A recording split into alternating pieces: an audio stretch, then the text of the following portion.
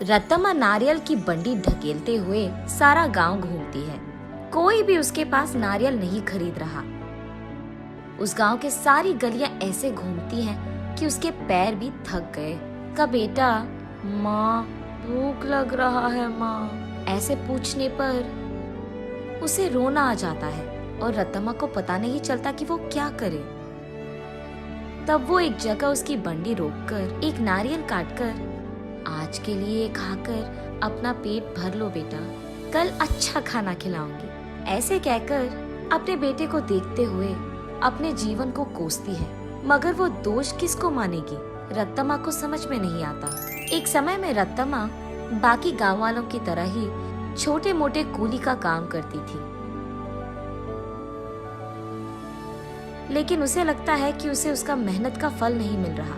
इसी दुख में वो दिन गुजारती थी। कुछ ही दिन पहले रत्तम्मा का पति पी पी कर मर गया। घर के सारे पैसे वो अपने दारू में लगा दिया और घर में एक फूटी कौड़ी भी नहीं है। इसीलिए रत्तम्मा को क्या करे ये पता नहीं चल रहा था और उसे इसी बात का डर था कि वो अपने बेटे को कैसे पढ़ाएगी। एक दिन वो अपने घर के बरामदे में बैठकर यही सोचती रहती है कि वो पैसे कैसे कमाएगी। तभी फैसला करती है कि वो एक छोटा सा व्यापार करेगी। इसी सोच में वो जब सर उठाकर ऊपर देखती है, उसके घर के ठीक सामने मौजूद एक नारियल का पेड़ उसे नजर आता है। तब वो फैसला करती है कि वो नारियल बेचेगी। उसके फैसले के अनुसार ही वो अगले दिन उस गांव के जंक्शन के बीच में नारियल का एक छोटा सा बंडी लगाती है। लेकिन तब तक उसी जंक्शन पे दो और ऐसे व्यापारी थे जो नारियल बेच रहे थे। उन दोनों की वजह से रत्तम्मा का व्यापार ठीक से नहीं चलता है। इसी कारण 2-3 दिनों से रत्तम्मा की बंडी से सिर्फ 2 या 3 नारियल ही बिके थे। बाकी सारे वैसे के वैसे ही रह गए। ये देख निराश होकर रत्तम्मा ये फैसला करती है कि अगर वो गांव के सारी गलियां घूमकर बेचने की कोशिश करेगी तो कम से कम कुछ तो बिक जाएंगे। तब जाकर वो ऐसे गलियों में घूमती रही। आंखों में से निकल रहे आंसू को पोंछकर वो बस अपनी किस्मत को कोसकर घर जाने ही लगती है कि बीच रास्ते में उसे एक पाठशाला नजर आती है। उस पाठशाला के बच्चे वहाँ बेच रहे स्नैक्स को देख उस दुकान के चारों ओर घेर कर उनको खरीदने लगते हैं। ये देख रत्तम्मा का बेटा, माँ मुझे भी वो खाना है माँ, ऐसे वो भोला बच्चा पूछता है। ठीक तभी अचानक रत्तम्मा को एक अच्छी योजना सूझती है। तब वो उसके बेटे से ऐसे कहती है, हमारे पास उसको खरीदने के पैसे नहीं है बेटा, लेकिन घर जाते ही मैं तुम्हारे लिए एक बहुत अच्छी मिठाई बनाऊंगी, ठीक है? चलो हम अभी घर चले जाएंगे। घर आते ही बचे नारियल में से कुछ ही को काटकर उनसे कुछ मिठाइयाँ बनाती है और उन मिठाइयों को अगले ही दिन उस पाठशाला के पास बेचने लगती है। उस दिन तक किसी ने भी नारियल से बनाए हुए मिठाई को वहाँ पे नहीं बेचा था, इसीलिए पाठशाला में मौजूद सारे बच्चे एक ही बार में वहाँ आकर सारी मिठाइयाँ खरीद लेते हैं। बस रत्तम्मा की खुशी का कोई सीमा नहीं। घर जाते ही वो नारियलों से दूसरी तरह की मिठाई बनकर अगले ही दिन वहाँ आकर उसे बेचती है। पिछले दिन की तरह ही बच्चे वहाँ आकर सारी मिठाइयों को खरीद लेते हैं,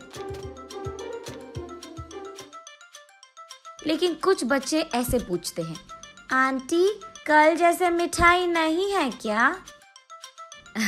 कल लेके आऊंगा बेटा।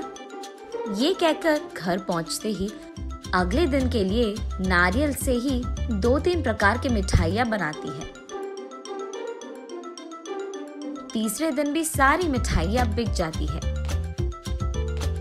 तब वहाँ मौजूद बाकी व्यापारी ये देख रत्तम्मा के पास आकर ऐसे कहते हैं, अम्मा कुछ मिठाइयाँ हमको भी बेचो, वो हमारे दुकान में बेचेंगे हम तुम्हें दुगना पैसे देंगे इनके लिए, ऐसे कहते हैं। ये सुनकर रत्तम्मा इस बार ज्यादा मात्रा में मिठाइयों को बनाकर अगले दिन वहाँ के व्यापारियों को बेचती है दुगने गुना में। बचे सारे पाठशाला के बच्चों को हमेशा की तरह बेचती है।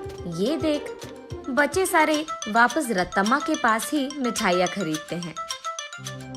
ये देख बाकी व्यापारी रत्तम्मा से ऐसे कहते हैं, तुम अगर ऐसे ही हमारे बगल में दुकान लगाकर वही मिठाइयाँ कम दाम में बेचोगे तो हमारा धंधा कैसे चलेगा मैम?